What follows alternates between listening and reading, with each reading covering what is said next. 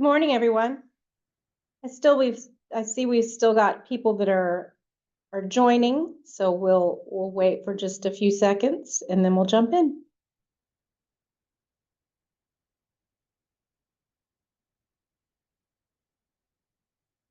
All right.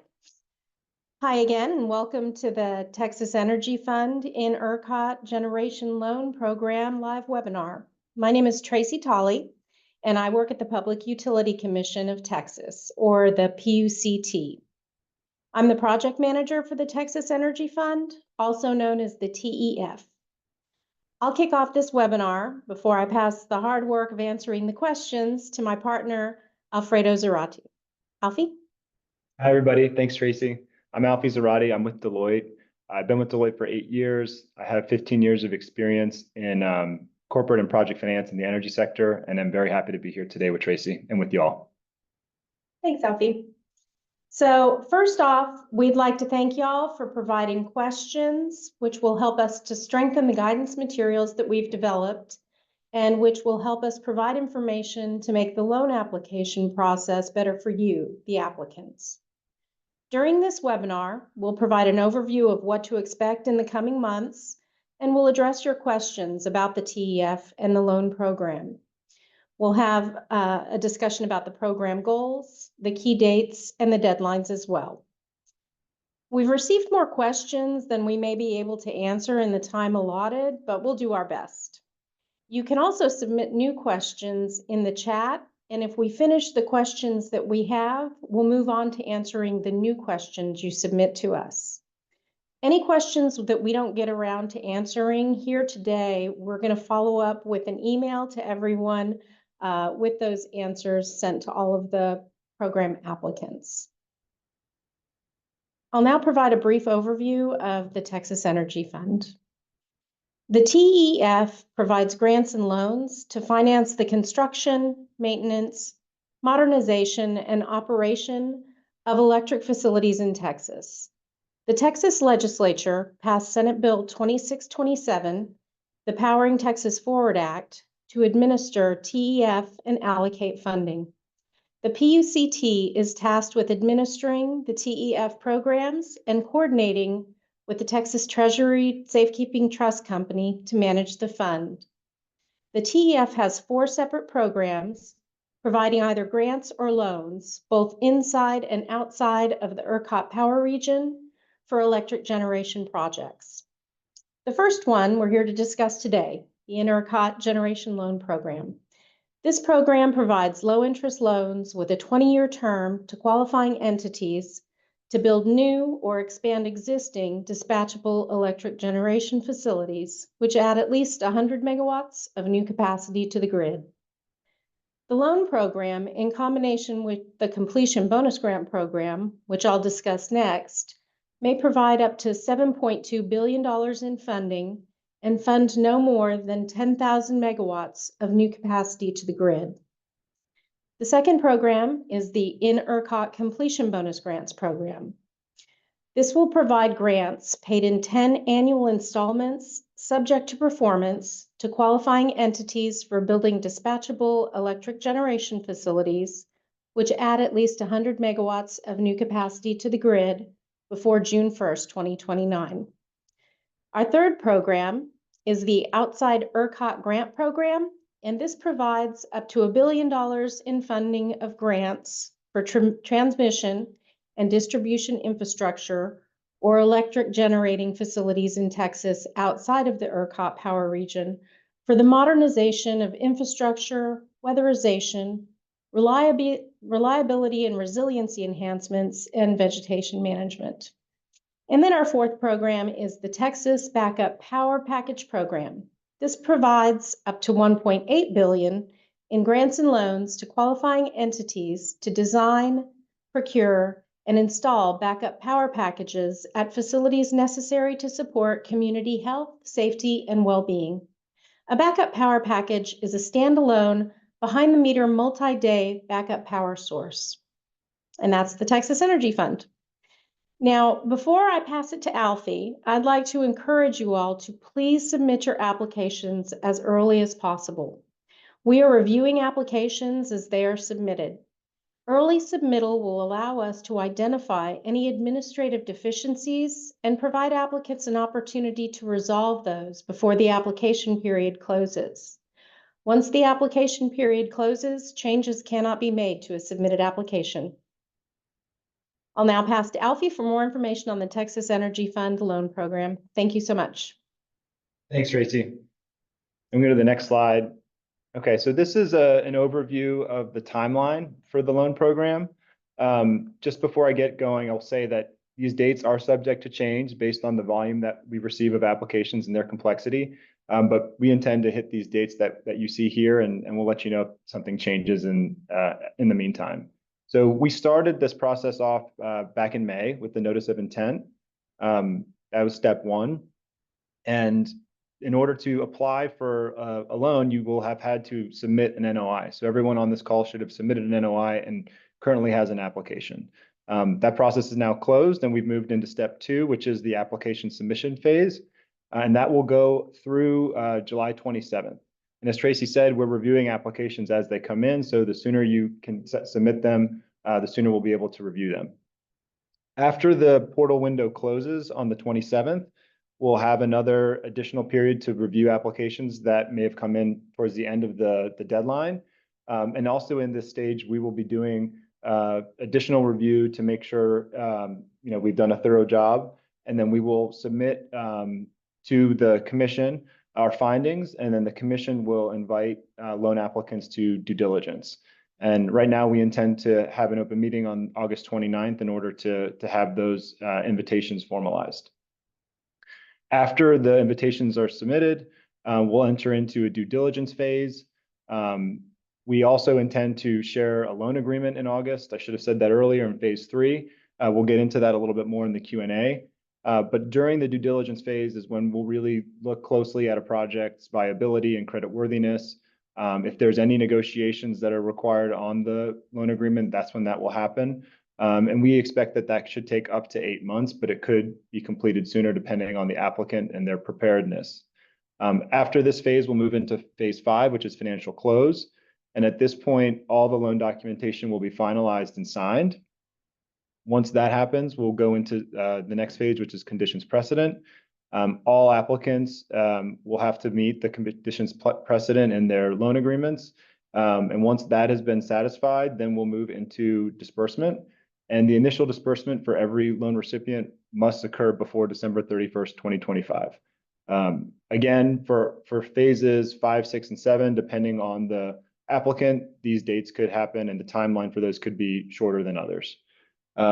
Moving into the last period is performance monitoring. So after the initial disbursement, we'll be reviewing the performance during construction and operations of all loan recipients.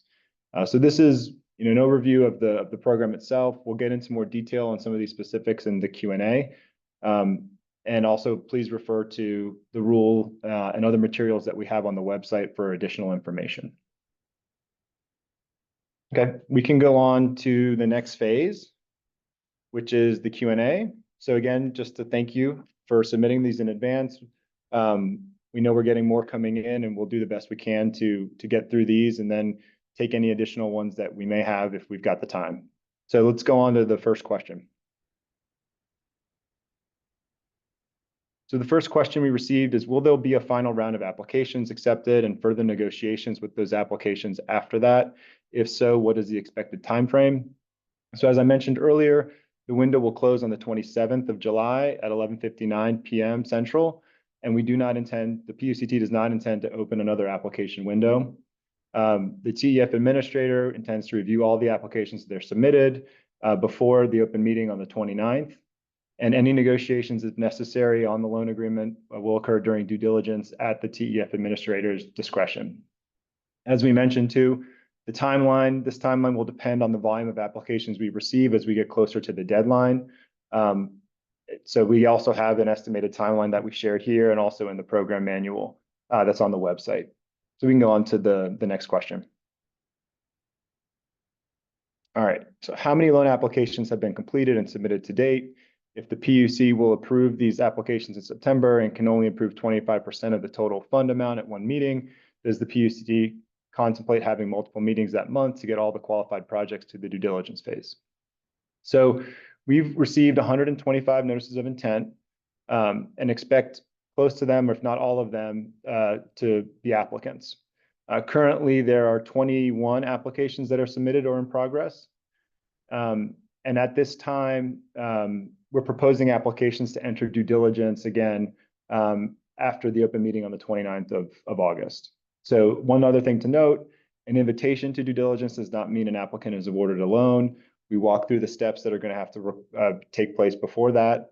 And on the last point, the 25% limitation applies to single loan application award amounts. So hopefully that answers that question. We can go on to the next one, which is after the Texas Energy Fund loan is approved, how much time will it take to release the funds? So once the loan agreement has been signed, the timing of disbursements will depend on the borrower meeting the conditions precedent and the terms identified in the loan agreement. As I mentioned, all the initial disbursements have to happen before the 31st of December, 2025. So it really depends on the applicant themselves. We can go to the next one. Does the commission intend to review all applications as a cohort and select the best? Or review them in a series and cut off approvals upon meeting the committed funding cap? So the TEF administrator intends to review all applications as they're received. And once all applications have been received, we will evaluate the attributes of all the applications comparatively. The TEF administrator will make a decision based on the merits of the applications received, the project's individual characteristics, and statutory budget and capacity caps. Okay, we can go to the next one. All right, what will be the selection to screen the submitted projects and select those awarded? So the TEF administrator's application review will assess the extent to which an applicant has thoroughly responded to each question in the application and addressed each of the evaluation criteria in the rule. The closest scrutiny will be on an applicant's response to criteria related to electric generation service history and financial attributes, such as, and this is in no particular order, the regional reliability and ability to address system constraints, project readiness and regulatory compliance, project fuel technology efficiency type, project size, cost per megawatt, historical performance and experience of the project applicant, applicant credit worthiness and financial outlook, and association with the PUN or industrial load.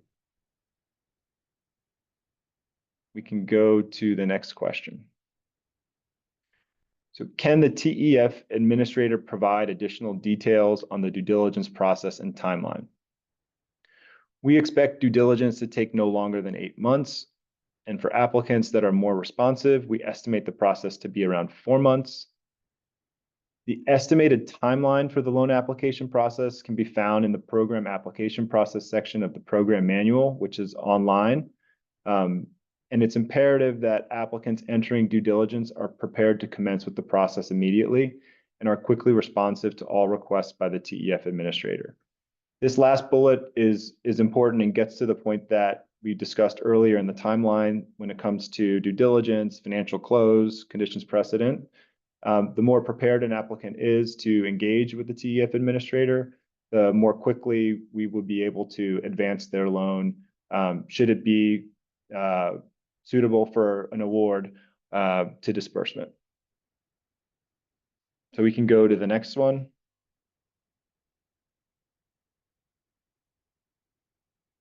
Can the TEF administrator provide additional details? Sorry, we would like to receive the funds in blocks following the construction project schedule. Is this possible? So it is possible. Disbursements of funds will be made in alignment with the project schedule and its milestones.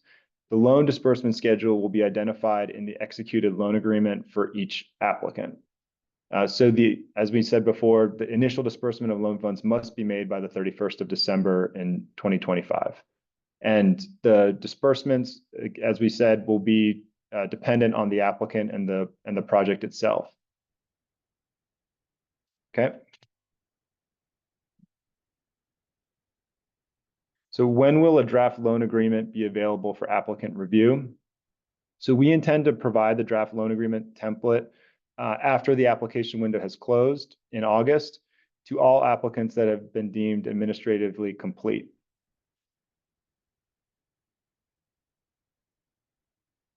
What is the TEF loan allocation methodology?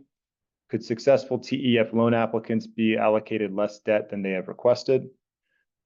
It's too early to share the allocation methodology at this time, given the application portal is still open and the TEF administrator does not have a full set of information to make a decision. We're still receiving loan applications, we're still answering questions, and until we have a better sense of the application pool, it's difficult to answer this question at the time. So we can go to the next one. So is there an issue with two groups applying for separate projects on two different plots of the same industrial park? The note is the industrial park is near several critical pieces of Texas infrastructure. There is no issue with two groups applying for separate projects as long as those projects themselves can function independently. And then importantly, each project will be assessed based on its own merits. So we wouldn't look at both projects together. They would be independently assessed from an application perspective. You can go to the next one. So what criteria will you use to determine entities that qualify for loans? Will certain criteria be weighted more than others, and are you able to share that matrix? So no specific criteria is weighed more than another, but as we discussed earlier, the criteria that we will look at include the regional reliability and ability to address system constraints, project readiness and regulatory compliance, project fuel, technology and efficiency type, project size, cost per megawatt, historical performance and experience of the project applicant, applicant creditworthiness and financial outlook, and association with a PUN or industrial load. So at the August 29th open meeting, the TEF administrator will provide information demonstrating how applications that are being invited to due diligence fulfill the evaluation criteria and public policy priorities. You can go to the next one. If a project that is applying for TEF funds has not yet reached final investment decision or FID, can the requirement or request for the project to provide a letter of credit be tied to FID of the project? Assume the FID decision of the project occurs after the TEF award of the project. Given equipment, interconnect, and other requirements, there are likely to be projects that may fall away for reasons not related to the TEF, and it would seem that this program would want to encourage completion of those types of projects. So an invitation to due diligence is not FID itself. The letter of credit or cash for the 3% deposit is required after the signing of the loan agreement. And the projects invited to due diligence are likely the ones that will reach completion based on the criteria identified in the rule. So we can go on to the next one. Does the TEF only want us to calculate performance availability factor and the planned outage factor for projects that are currently in the ERCOT market? So in-ERCOT metrics or a history of projects in ERCOT are preferred. For those projects outside of ERCOT, providing supporting documentation that demonstrates the applicant's prior experience with siting, permitting, financing, constructing, commissioning, operating, and maintaining dispatchable electric generation facilities to provide reliable electric service in competitive energy markets. And the more information that's provided in the application phase on PAF and POF for the projects in your portfolio, the better informed the TEF administrator will be on your application itself. Okay, we can go to the next one. Does the TEF only want us to calculate the PAF and the POF for projects that are currently being financed by a load, or do they want us to provide for all projects, assuming in ERCOT? So with respect to historical performance, the PAF and POF should be reported for all relevant sponsor projects, regardless of the financing or source of funds. And we can go to this one. So what do you mean by obligated capacity? Is the DA energy award for each hour DA energy plus up AS, or is this some other maximum megawatt amount? So the answer is per 25.510B, for a generation resource that provides capacity to an industrial load or private use network, obligated capacity is equal to the net capacity that is dedicated to ERCOT as of the commercial operations date.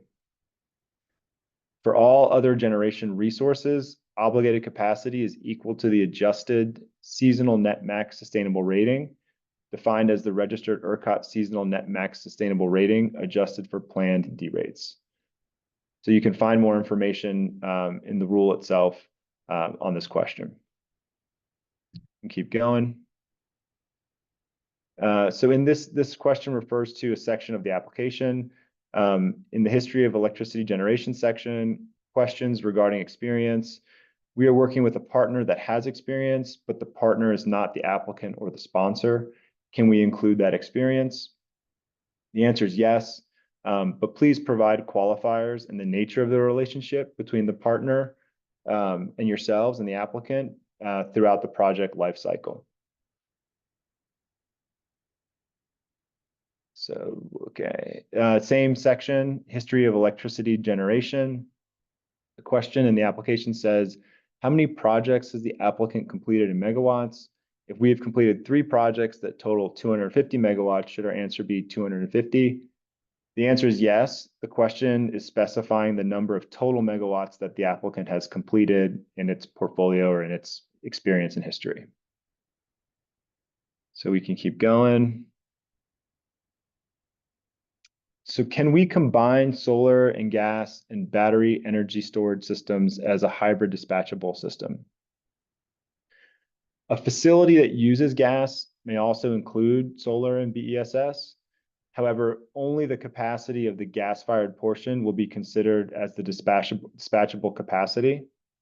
Therefore, the facility must have at least 100 megawatts of capacity from the gas-fired portion, and the solar and the BESS portions may not be funded by the TEF.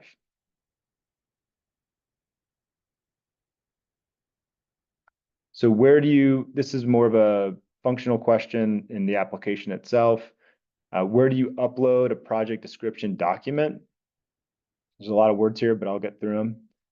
To the extent that you want to add supplemental information, there is an optional document upload button on the project information page below the question that's labeled, please describe the details of all obligations or commitments of the electric generating facility to provide energy or capacity to the industrial load or PUN, and whether the proposed electric generating facility's generation capacity would be available to the ERCOT bulk power system during any energy emergency alert, and a copy of any information submitted to ERCOT regarding PUN net generation capacity availability. So that's one place that you can add that. You can also add documents here, and then there's an optional question at the end of the project information page that says any other additional information or relevant innovations which should be noted for the proposed project. That's a field that you can use to describe the project and call out what attachments or file uploads you've submitted using that optional document upload button. I think generally the rule of thumb is more information you provide that explains your project, the better for us to use to evaluate the application itself. You can keep going. So is the 3% escrow due upon approval of a TEF application, execution of the credit agreements, initial disbursement of TEF funds, or some other date? And so the answer is the 3% escrow is due upon the signing of the loan agreement or the credit agreement. All right.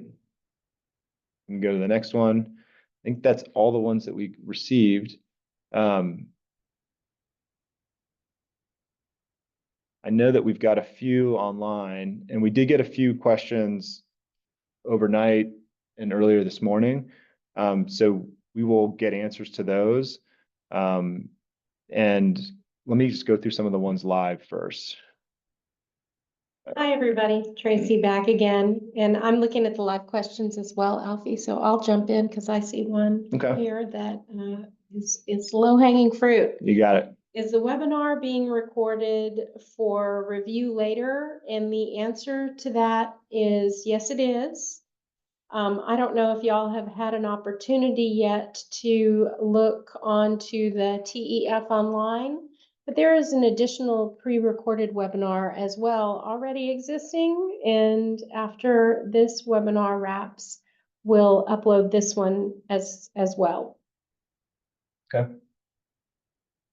I see one as well that's asking about file uploads such as the IE or independent engineer report.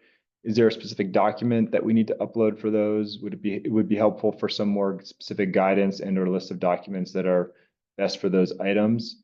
We can certainly add some more guidance in the user manual around that point to give you a better sense of what documents we would be looking for. But I think the independent engineer report is a pretty standard document. If you've got something like that, that would be great to see. If you don't, we can provide a list of some other things that may be useful for us as we're reviewing applications. I think we've got one here about, will you consult with ERCOT regarding locational benefits? The PUCT is consulting with ERCOT regarding constraints and benefits for the applicants. Once we review all of the applications, we'll be working with them closely. Great. All right. So what happens if there's a new sponsor that wants to join the project during the due diligence process? So if that happens, by all means, we would consider it. And we'd have to look at the sponsor themselves, their creditworthiness, all the other things that we would have looked at if they were an original applicant, and make a determination on whether that will be permitted at that time. So it'll be made on a case-by-case basis, but there's nothing that would exclude them at this point or an applicant from doing that.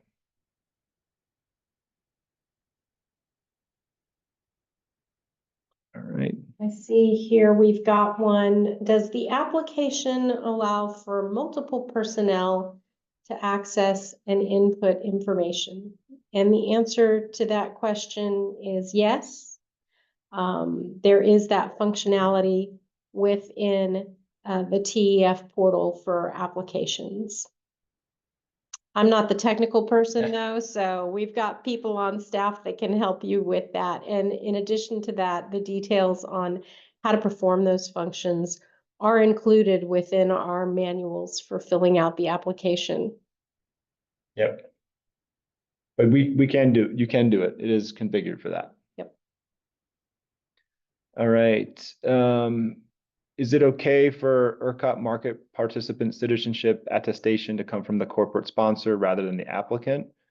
I think the answer is if there is nothing for the specific applicant themselves, then to provide that information for the corporate sponsor, and that we'll consider it as part of the other materials that were submitted with your application.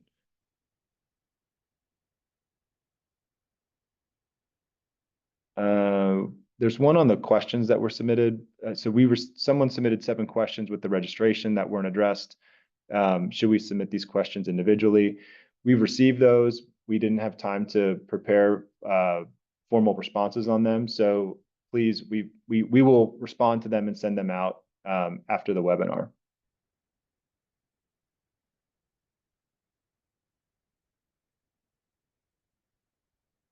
Do we want to, there's one on the session will be recorded. It is recorded and it will be made available to the folks that registered.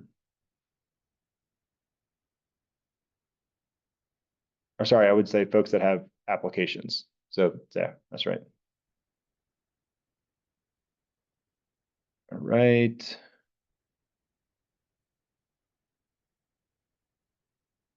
So this is one on for history of electric generation being asked for 3 years of history.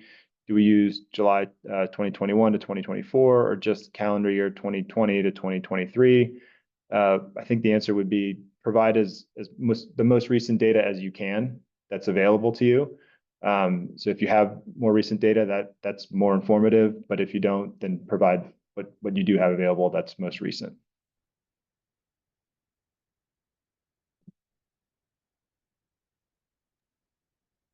Hey, Alfie, this is Chris. I've got a couple of questions. Chris May with Deloitte. I got a couple of questions here that came in after the cutoff that since we have time, how about I read them out to you and you do your best you can to answer real time? How about that? Sure, that works. The question is, can you confirm that the awardees would be able to use most of the funds after December 31st, 2025, provided that the initial disbursement occur by then? And where there'll be a minimum disbursement by December 31st, 2025. Yeah, you want to take it? You Yeah, were I got ready it. to jump in. Yeah, sorry. Yes, so as long as the initial disbursement is before the 31st of December, 2025, the majority of the funds or other loan proceeds can be used after that date. We would imagine that there may be some applicants that have projects that would commence construction or advance through their process after that initial disbursement date. And some of the bulk of those loan proceeds may happen after that date. So that's fine, as long as the first disbursement is before the 31st. Okay. I thought that one might be fairly easy to answer. Here's another one. Should the primary point of contact be the project lead, the application lead, or a corporate officer for the legal entity applying? I think whoever is the best person to address questions that the TEF administrator may have would be the appropriate person. I think I would leave that up to the applicant to decide who that individual would be. That's what I was thinking, so I thought I would ask you that one.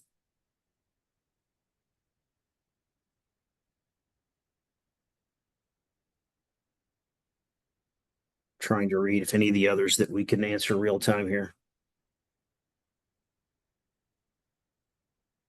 And just to reiterate, any questions that we don't get around to answering here on this webinar, we will respond to all of the applicants with a written response while maintaining anonymity for the question asker. That's right.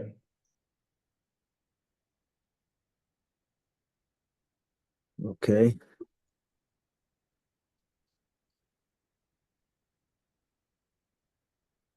So there's one here on does the 40% equity requirement funding need to be finalized before application submission or before loan approval? Can this equity contribution be finalized during the due diligence phase? I think that's again a case by case consideration for each applicant. Part of the evaluation that the TEF administrator will do is the applicant's ability to fund its equity commitment, its equity portion of any of the project. So I think the sooner that is been able to be demonstrated, the stronger the application would be. But it's not a requirement. Alfie, here's another. Can we bring another sponsor to the project during the due diligence process? Yep, we touched on that a little earlier, and that is that's fine. But as we said, if that happens, it would have to be at the TEF administrator's discretion to allow for that, and the same analysis would have to be conducted on the new sponsor as if it would have been if it was submitted as a part of the original application.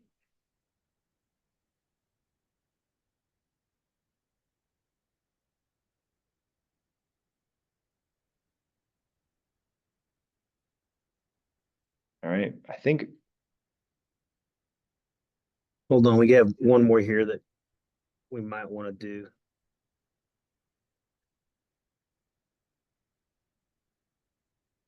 I see one that says, is a larger or smaller size project preferred?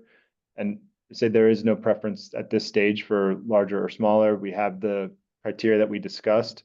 And that I think that's going to guide the analysis and decision.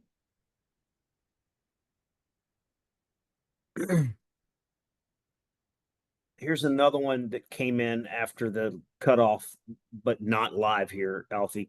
Is it advantageous for an applicant to have more than one interconnection? Isn't it fair to say each facility can only have one point of interconnection per the rule? So that's something that we would consider as reviewing the application itself. Not prepared to answer one way or the other on this call, whether that would be more advantageous or not. I think we don't have enough information to know. Yeah.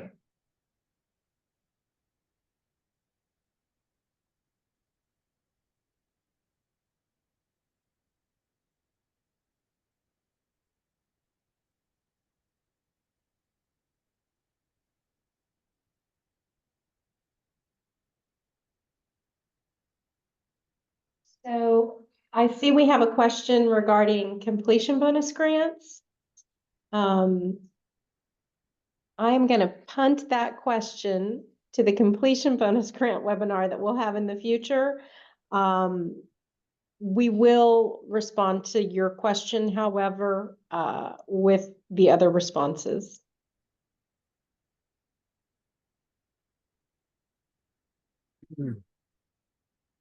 Say, are there any other questions live?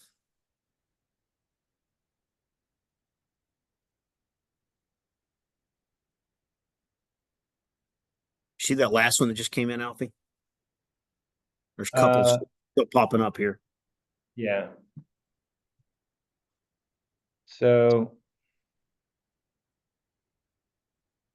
will there be additional information available regarding conditions precedent and loan closing available before the application deadline?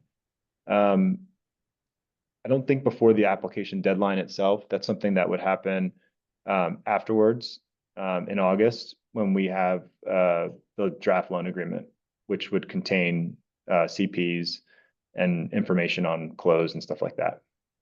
So our intent is to get that over in August.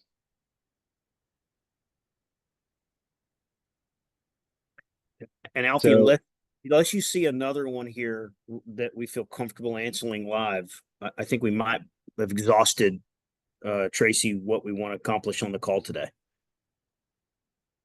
yeah, I think so. I think, like as we said, we've got some questions that have come in. We've got some others that came in right before the webinar started or yesterday.